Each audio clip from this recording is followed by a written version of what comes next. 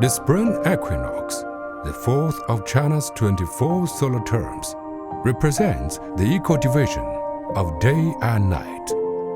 The sun is directly above the equator on the day, resulting in equal lengths of day and night. People along the same longitude, regardless of their location, north or south, witness sunrise simultaneously.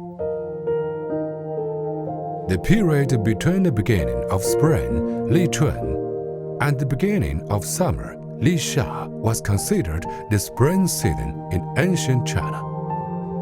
The spring equinox falls in the middle of this period and beautifully divides the entire springtime. Equality is about harmony among all things. However, the true equality is never absolute or eternal. It's a cosmic harmony with a graceful interplay of rhythm and repose, and a sublime dance between transformation and steadfastness.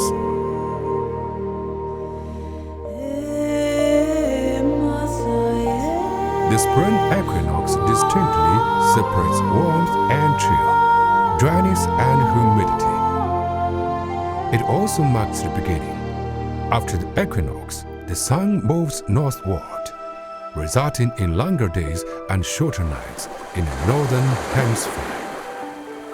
It seems that the transition from one state to another truly requires thorough separation.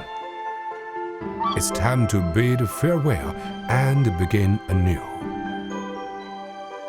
Yet, the greatest charm of the spring equinox lies in its fervor. All living things openly embrace the heavens and the earth at this moment, and flourish with vitality as they turn towards the sun. Since the spring equinox, spring sheds its shadows and hesitation. It bravely blossoms and fearlessly embraces love. Let's welcome the long-awaited sunlight with open arms during the spring equinox.